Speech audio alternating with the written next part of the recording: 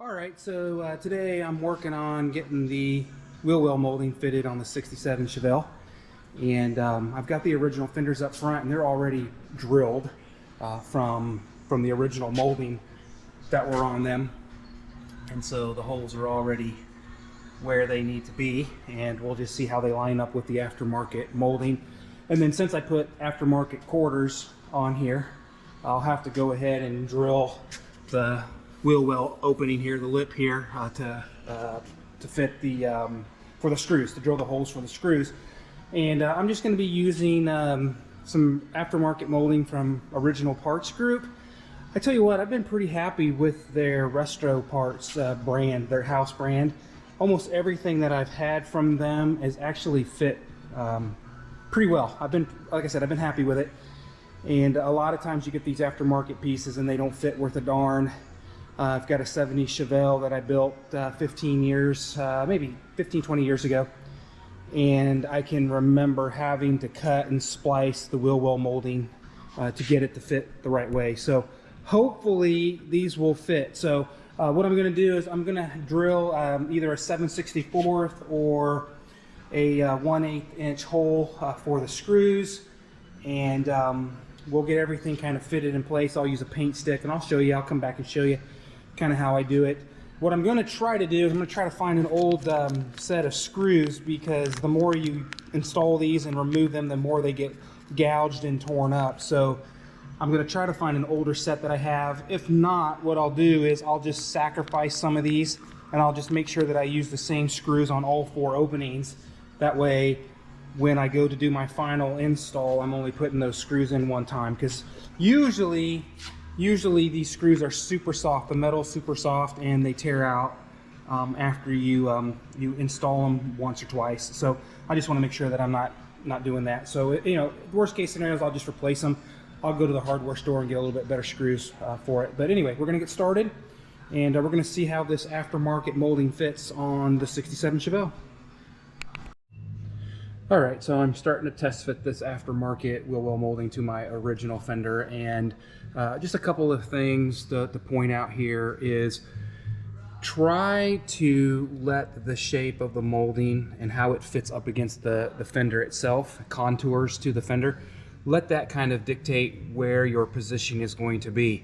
Don't go by the holes, because what you'll see here is, well, I've actually got a hole drilled there, but what you'll see here is that the slotted holes in the trim don't necessarily line up with your original hole. So if there's enough lighting there, you'll see that there's no hole here in this slotted area. So, you know, don't start trying to get it lined up based on the holes that you have in the original panel, because you may throw yourself off. The best thing to do is get everything lined up. Slide the molding, at least in this case for the molding that I have from OPGI, slide it into place to where you get the best fitment, and then you can fine tune it from there. It's a lot easier to drill new holes in the fender lip than it is to start trying to shape and twist the molding. So we're just going to start right here as a good spot. I'm pretty happy with the way that the contour fits here, and already drilled one hole in the fender itself. So I'm going to put a self-tapping screw in there. I just use a pan head, a self-tapping screw, because the screws that they give you with these wheel moldings, they're junk.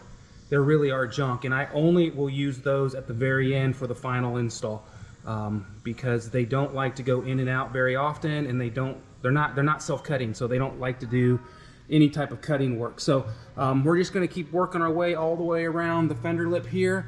And I have a sneaky suspicion, just from dry fitting it, that the molding is actually going to be too long in the front, and then we're going to have to trim it down. So I'll come back and show you what that looks like. But just be patient and gradually work from one end to the other, and it should go on pretty good. The rear wheel well moldings here, they're not fitting quite as well as the front fenders did. And I think a lot of it has to do with the fact that these are aftermarket quarter panels. These are AMD quarters. And I don't think that the opening here is stamped exactly like original. I think it's close, but I don't think it's exact. So I think it's just really a combination of an aftermarket quarter and aftermarket wheel well moldings that I'm trying to get fitted. But I think it's gonna work. We're just gonna have to keep shaping it a little bit and keep working on it. So what I've done is, again, like I do on the front, is I try to find, I stick it up in here, and then I try to move it front to back to find the best fitment in this radius here. And then I'll just kind of check it back here to make sure that it fits the radius there, as close as it can get. And then from there, I'm kind of like, okay, I've got it located where I want it for the most part. Let's see now how it fits down the rest of the panel. So I'm just looking at it here, and I mean, it's not perfect, but it looks pretty good. I mean, I can come in here, I've got to do a little bit of skim work down in here. I can feel that's a little bit low right in there, but yeah, once I get it kind of centered up here to where it matches up into the radius at the front and towards the rear, I come down and I just check along the body line here. And then this is about, in my originals, this is about where the original stopped too, down here by the rocker. So I'm pretty happy with this fitment. So now I'm just going to kind of keep working my way back. What I've done is I've gone ahead and put a self-tapping screw in one of the holes just to hold it into place. And then what I may have to do in here is just get in here and massage a little bit with a spoon and a hammer, a rubber hammer. And I can get in there and just massage that a little bit without destroying it. And once I'm pretty happy with the fitment in here, I'll go back and just check back here just to see how it's wanting to fit. I'm not going to worry about perfect fitment at that point. But then I'll put a screw in. I'll put the next screw in, and I'll just kind of keep working my way all the way to the back. That way I have it clamped or secured, and I can start twisting. Now, one of the things that you may notice is as you start pushing this into place, getting these into place, it may start to want to pucker in different areas here. And if it does that, what you can do is take the entire piece of trim off, and then you can bend this back a little bit further, so that way you're not putting tension on it. You get the tension out of it, you're not putting tension on it, and then it won't pucker up. So I'm just going to kind of keep working again. On the other side that I did, I had to put an extra screw in about right here just to get it to hold it in place. So don't be scared or surprised if you've got to put a couple of extra screws in there. It's not that big of a deal. And again, I'm going to replace these pan head self-tapping screws with the correct flat head screws, trim screws that go in there. But for the purposes of getting everything installed, I just like to use those self-tapping screws. They're a lot easier to get in and out. So like I said, I'm just going to keep working my way to the back. You can see I've got a clamp here on a paint stick, just so that I'm not denting up the flange on the molding. Now you could put your clamp here. Sometimes I'll put my clamp right in here, and that's not a big deal because that'll all be covered up. But again, I'm just kind of clamp it, and I'm just going to work my way all the way to the back, and we're going to eventually get all of this shaped up, and hopefully it will be okay. The one thing I want to watch is whether or not I'm starting to distort this face of the trim. A lot of times that'll happen when you're bending or shaping. I shouldn't say bending, but shaping and twisting the trim. So so when I get over here to this back side of the molding, it was sticking out just a little bit more, and I could get it to push in. But remember, I was talking about it wanting to pucker up at the top here, just because of the tension put on it. So what I've done is I've removed all of the screws all the way back.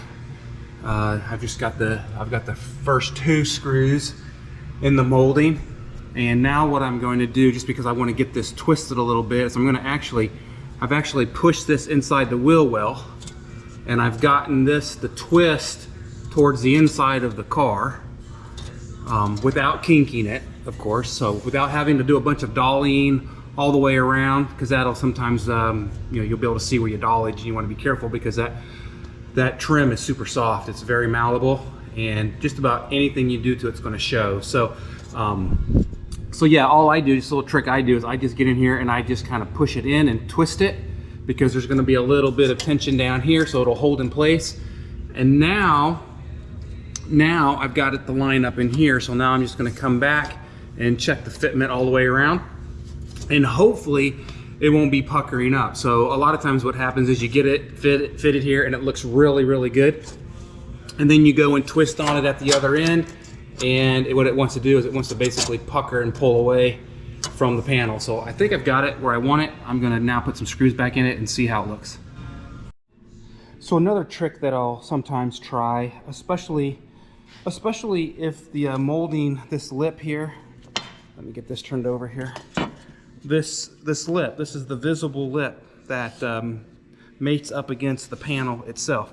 Sometimes if that lip keeps wanting to pull away from the panel and you have a little bit of a gap between the trim edge here, or this lip, and the panel, a lot of times it's because it's not stamped correctly in terms of the flange. So your flange is sitting up against the wheelhouse or the fender, for example, and when you get it sitting flush, it wants to pivot the molding towards the outside. So if you're looking at it like this, what it will do is you want your molding to be somewhat, the part that you see, you want it to be somewhat vertical.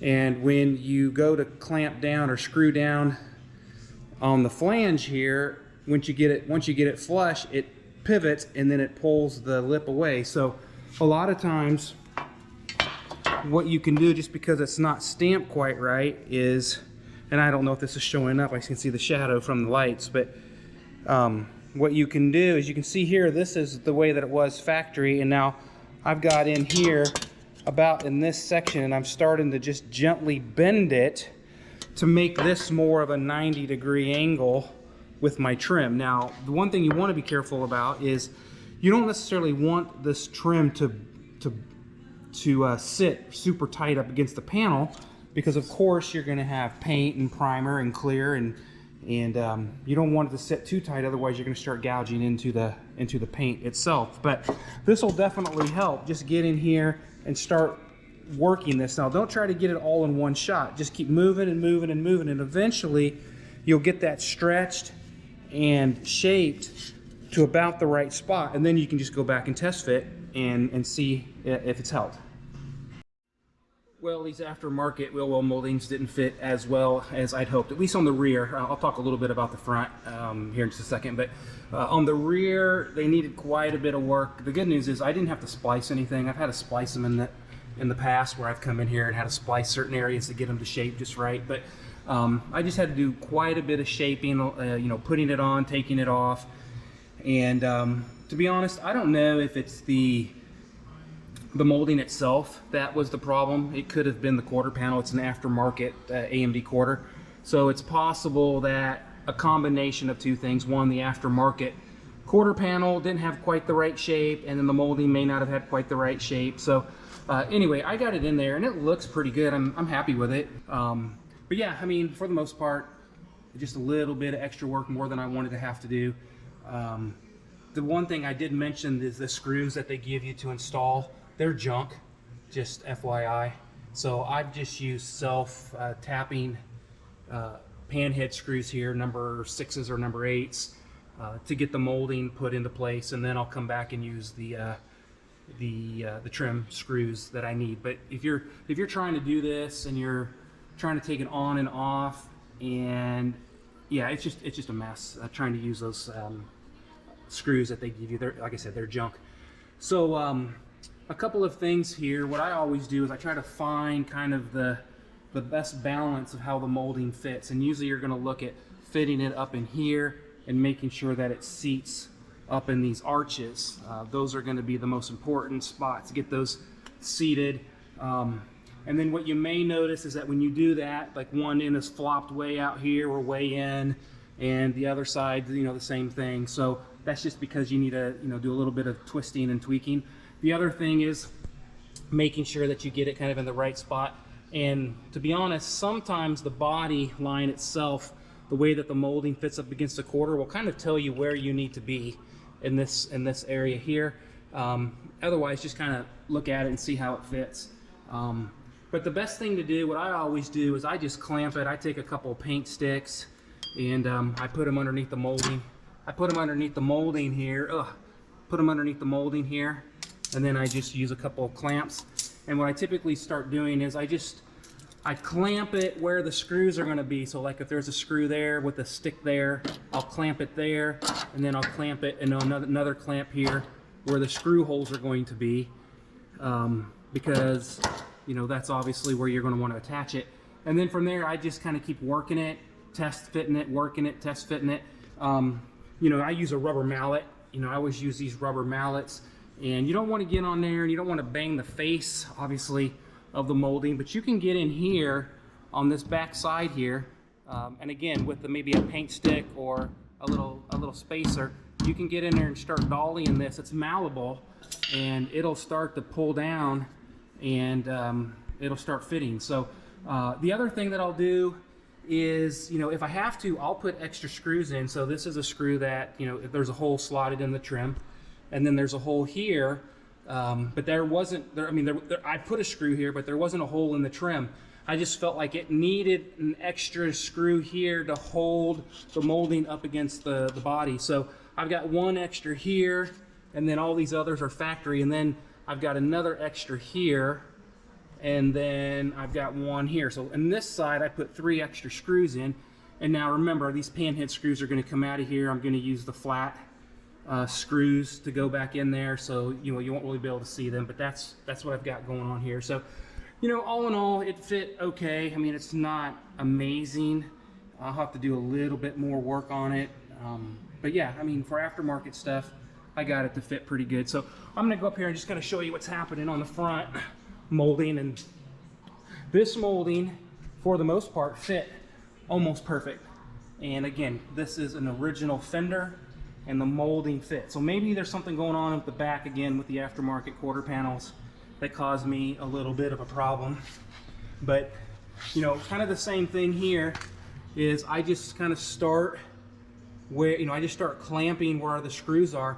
Now here you've got a tab, you've got this tab here that folds up, and then it screws into the bottom of the fender. So this is a good point of reference to know where you need to start. So I just started here, and it fit beautifully up against the body, or up against the panel all the way around. The only thing I had to do is I had to get in here and drill new screw holes. None of the slots in the trim lined up with the original screws that were in the fender. They're off just a hair. Sometimes, you know, maybe an 1/8, sometimes a 1/16 of an inch. In fact, there were a couple of screws where I was able to get those into the original holes, but just barely. So, you know, maybe something that you'll have to think about is maybe drilling new screws. So the biggest thing that I've got going on over here, and I'm pretty sure that I've got this molding here in the hole just right. I mean, I can't really move it anymore, you know, from where it is that I've got some extra length here. So I'll get in here and I'm gonna cut this off. I'm gonna cut it a little bit long, because what I want to be able to do is I want to be able to dolly the end of this down so that it looks like a stamped end here, like a finished end that we've got here. So I don't want to just chop it off there, right? I want to chop it off a little bit long, and then I'll cut the back side out of it, and then I'll be able to fold that edge under, and it should be okay after that. So anyway, I don't know how helpful that would be, or how helpful this little video was, but everything fit, and I'm happy with the way that it fit. It just took me a little bit longer to get the rears put into place, just because they needed quite a bit of work. But at the end of the day, they fit, and they should be fine.